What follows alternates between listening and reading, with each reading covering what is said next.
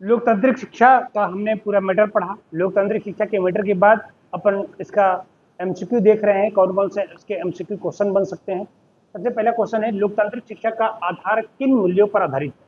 पहला, अनुशासन और नियंत्रण पर आधारित है, स्वतंत्रता, समानता एवं सम्मान पर आधारित है, केवल परीक्षा प्रणाली पर आधारित है, या केवल पाठ्यक्रम पर आधारित है। तो हमने पहले भी चर्चा किया था कि लोकतांत्रिक शिक्षा का जो प्रमुख आधार होता है स्वतंत्रता, समानता और सम्मान के भाव पर है। ये इसका आंसर हो जाएगा, बी इसका आंसर हो जाएगा। फिर विद्यालय समाज का लघु रूप है, ये विचार किसका है? तो विद्यालय समाज का लघु रूप है, ये कथन किसका है? जॉन डुई का है। जॉन डुई लोकतांत्रिक शिक्षा के प्रमुख समर्थक भी माने जाते हैं, है ना, तो इनको ध्यान रखिएगा। इनकी किताब का भी नाम है कौन से? डेमोग्राफी एंड एजुकेशन, जो 1916 में हुई थी।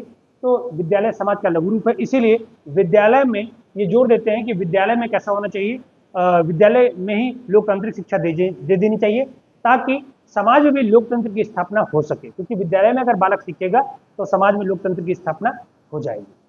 अगला क्वेश्चन देखते हैं कि डेमोक्रेसी एंड एजुकेशन नामक पुस्तक किसकी है? अभी थोड़ी देर पहले पूछा, ये किताब किसकी है? जॉन डुई की किताब है डेमोग्राफी एंड एजुकेशन, जो 1916 में प्रकाशित हुई थी। अगला question, pedagogy of the oppressed के लेखक कौन है? रूसो है, जॉन लॉक है, पाउलो फ्रेजर है। तो पाउलो फ्रेजर का नाम हमने पढ़ा था। पाउलो फ्रेजर जिन्होंने लोकतंत्र का शिक्षा का समर्थन किया था, उन्होंने बताया कि लोकतंत्र की शिक्षा कितनी अनिवार्य है। उन्होंने ये भी बताया कि अगर वो शिक्षा स्कूलों में अगर दे दी जाए तो समाज कैसा हो जाएगा? बेहतर हो जाएगा और लोकतंत्र की स्थापना भी आसानी से हो जाएगी। तो पेडागोजी और ऑप्रेस्ड ये किताब का है, पाउलो फ्रेजर की किताब है। फिर बालक की प्राकृतिक स्वतंत्रता पर बल किसने दिया है? तो बालक की प्राकृतिक स्वतंत्रता पर जॉन लॉक, रूसो, डुई या विवेकानंद। तो रूसो है, उन्होंने प्राकृतिक स्वतंत्रता पर बल दिया है कि प्रकृति ने जो मूल स्वतंत्रताएं बालक को प्रदान की गई है, इंसान को प्रदान की गई हैं, अगर बालक को हम प्राकृतिक स्वतंत्रता उपलब्ध करा देते हैं तो बालक स्वतः ही क्या हो जाएगा? धीरे धीरे उसकी विचार शक्ति लोकतांत्रिक प्रक्रिया में ढल जाएगी और जो समाज का अच्छा नागरिक वो बन पाएगा। तो रूसो का कथन है कि बालक की प्राकृतिक स्वतंत्रता पर बल इन्होंने दिया है। फिर शांति निकेतन की स्थापना किसने की थी? तो रविन्द्रनाथ टैगोर ने किया था। रविन्द्रनाथ टैगोर ने प्राकृतिक पर्यावरण में, प्रकृति के सानिध्य में सुरुचिपूर्ण तरीके से सीखने के लिए शांति निकेतन की स्थापना की, जहाँ पर जो कोलकाता में है, और जो कैसा होना चाहिए वो प्राकृतिक सानिध्य के साथ वहाँ चित्रकला, मूर्तिकला और संगीत इत्यादि की शिक्षा वहाँ पर दी जाती थी। तो टैगोर शांति निकेतन की स्थापना की थी। फिर बुनियादी शिक्षा वर्धा योजना का संबंध किससे है? तो वर्धा योजना का संबंध किससे है? गांधी जी से है। गांधी जी का मानना था कि जो माध्यमिक स्तर तक के जो बच्चे हैं, उन बच्चों को जो है माध्यमिक स्तर जो है शुरुआती दौर में ही उनको बालकों को ऐसी कोई शिक्षा उपलब्ध करा देनी चाहिए जो जीवन में उपयोगी हो। जैसे उदाहरण के तौर पर आज वर्तमान में जो हम शिक्षा प्राप्त करते हैं, भले ही आप गोल्ड मेडलिस्ट डिग्री ले लिए हो, डिग्री मिल गया हो आपको, लेकिन उस डिग्री की बदौलत आप कुछ कार्य नहीं कर सकते, कुछ काम नहीं कर सकते।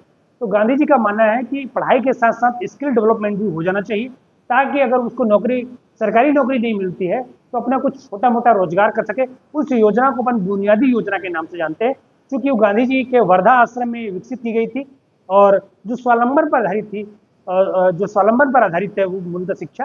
तो उस इसीलिए अपन उसको बोलते हैं वर्धा योजना, शिक्षा का वर्धा योजना अपन कहते हैं उसको। फिर शिक्षा को सामाजिक न्याय का हथियार के रूप में किसने कहा है? विवेकानंद ने, टैगोर ने, अंबेडकर ने, रूसो ने।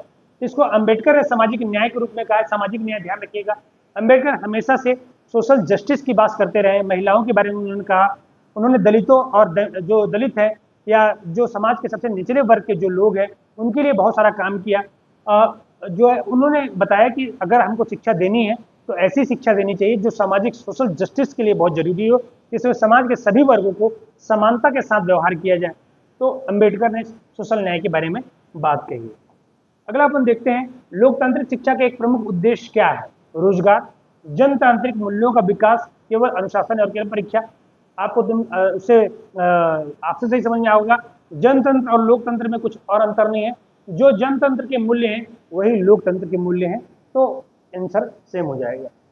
फिर नेतृत्व का विकास लोकतांत्रिक शिक्षा के किस पक्ष से संबंधित है? प्रभाव, उद्देश्य, सिद्धांत या परिभाषा। तो नेतृत्व का विकास करना लोकतांत्रिक शिक्षा का उद्देश्य है, प्रभाव नहीं। प्रभाव तो फायदेमंद है, प्रौढ़ शिक्षा है, बालक केंद्रित शिक्षा है, वो उसके प्रभाव। सिद्धांत अलग अलग प्रकार के सिद्धांत हैं, परिभाषा वाले भाई तो इसके उद्देश्य हैं कि जो है नेतृत्व का विकास करना है। लोकतांत्रिक शिक्षा का मूल उद्देश्य क्या है कि नेतृत्व का विकास करना है, समाज में समानता लेकर आनी है। तो नेतृत्व का विकास लोकतांत्रिक शिक्षा का किस पक्ष से है? उद्देश्य है। फिर सार्वभौम एवं अनिवार्य शिक्षा, लोकतांत्रिक शिक्षा का क्या है? उद्देश्य है, प्रभाव है, सिद्धांत है। तो ये भी क्या है? एक प्रकार का उपयुक्त में सभी है। सार्वभौम अनिवार्य शिक्षा उद्देश्य भी है प्राप्त करना, प्रभाव भी इससे पड़ा है कि सार्वभौम शिक्षा मिली है, और ये सिद्धांत भी है कि हमको सार्वभौम शिक्षा देनी है। तो उपयुक्त में से सभी हो जाएगा। छात्र परिषद का गठन किस भावना के विकास पर आधारित होता है?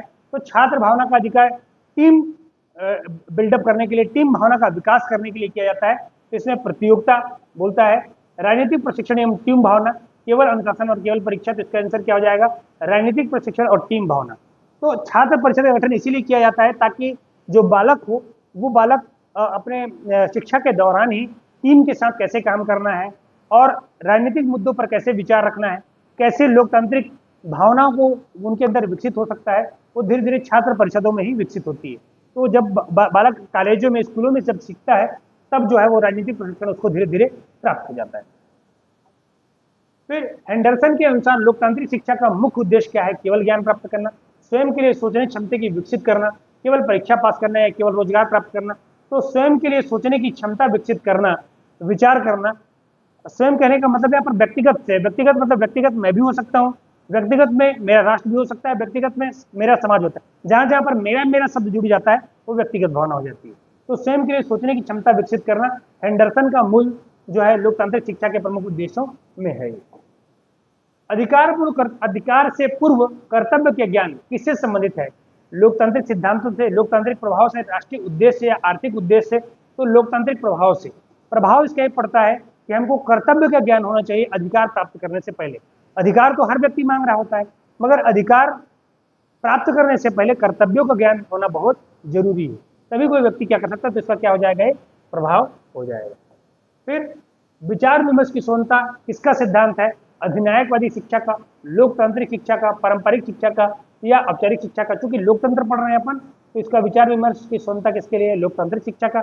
विचार विमर्श करेंगे, चर्चा करेंगे, तो दोनों के विचारों का सम्मान माना जाएगा और साथ में बहुमत के आधार पर निर्णय लिए जा सकते हैं। तो इस आधार पर विवाद विचार स्वतंत्रता इसका होगा लोकतांत्रिक शिक्षा के प्रमुख उद्देश्य। फिर व्यक्तिगत स्वतंत्रता और समानता का अधिकार किससे संबंधित है? ये लोकतंत्र के सिद्धांत है, जान ही रहेंगे। तो व्यक्तिगत स्वतंत्रता और जो है समानता का जो सिद्धांत होगा वो लोकतांत्रिक शिक्षा का होगा। फिर बाल केंद्रित शिक्षा का विकास किस शिक्षा प्रणाली में हुआ? पारंपरिक शिक्षा प्रणाली में, लोकतांत्रिक शिक्षा में, सैन्य में या एकमुखी में? तो जो पारंपरिक शिक्षा प्रणाली है वो एकमुखी शिक्षा प्रणाली जिसको अपन कहा जाता है, वो शिक्षक केंद्रित है। लोकतांत्रिक शिक्षा में बहुमुखी विचारधारा को किया जाता है, जिसमें छात्र से कन्वर्सेशन भी किया जा सकता है, उनके विचारों को भी जाना जा सकता है। सैन्य शिक्षा में तो सिर्फ सेना के जो बड़े अधिकारी होते हैं वो कन्वर्सेशन नहीं करते हैं, आदेशात्मक होता है। और एकमुखी पारंपरिक का ही एक दूसरा नाम है। तो ये तीनों नहीं होंगे, इसमें आदेश चलता है। और लोकतांत्रिक शिक्षा में कैसा होता है? डिस्कशन होता है, बाकी जगह डिस्कशन नहीं होता है। सामाजिक क्रियाओं पर बल देना लोकतांत्रिक शिक्षा का क्या है? उद्देश्य है, प्रभाव है, दोष है, प्रकार है? इसका प्रभाव है। सामाजिक क्रियाओं पर बल देना, इसका प्रभाव फायदा हुआ है, लाभ पहुंचा है। व्यक्तित्व का सामंजस्यपूर्ण विकास किससे संबंधित है? लोकतांत्रिक शिक्षा का मुख्य उद्देश्य है, प्रभाव है, सिद्धांत है। तो लोकतांत्रिक शिक्षा का प्रमुख उद्देश्य है कि सामंजस्यपूर्ण विकास हो सके व्यक्तित्व के भीतर, यानी हम दूसरों के साथ अनुकूलित रह सकें, दूसरे के साथ अच्छा व्यवहार कर सकें और उनके साथ सामंजस्य यानी सहयोग के साथ एक साथ रह सकें। यही लोकतांत्रिक शिक्षा का प्रमुख उद्देश्य है। और लास्ट अपन देखते हैं लोकतांत्रिक शिक्षा को सफल बनाने के लिए सिद्धांत किसने दिया है? रूस लॉको ने, विलियम हर्ट और किलपैट्रिक ने, ड्यूई और फ्रेजर ने। तो विलियम और किलपैट्रिक ने, जो जॉन ड्यूई के ही उत्तराधिकारी थे, उन्होंने क्या दिया? लोकतांत्रिक शिक्षा को सफल बनाने के लिए बहुत सारे सिद्धांत दिए। इसके बारे में हमने मैटर में पढ़ा है, अगर आपने उसको नहीं देखा है तो एक बार देख लीजिए। ये था आपके 20 क्वेश्चन, हमने इसके एमसीक्यू निकाल दिए थे, जो संभव है कि बड़े सरल से क्वेश्चन, बहुत सामान्य से क्वेश्चन थे इसके, ज़्यादा कठिन क्वेश्चन नहीं आ सकते हैं। व्यक्तियों का नाम बस याद रखना है आपको। ठीक, वीडियो आपको कैसा लगा? अगर कुछ समझ में नहीं आ रहा हो तो भी कमेंट करके आप पूछ सकते हैं, अपन उसके बारे में चर्चा कर सकते हैं, दोबारा डाउट क्लास भी चला सकते हैं, या व्यक्तिगत रूप से मुझसे फ़ोन करके भी सवालों के जवाब भी पूछ सकते हैं। और अगर आपको नोट्स मटेरियल चाहिए तो मुझे मैसेज कर दीजिएगा, मैं आपको नोट्स मटेरियल भी उपलब्ध करा दूंगा। साथ में आप अक्षर एकेडमी का ऐप डाउनलोड कर लीजिएगा। अगर आपको क्लास अच्छी लग रही हो तो आपका आज के लिए इतना ही, बहुत बहुत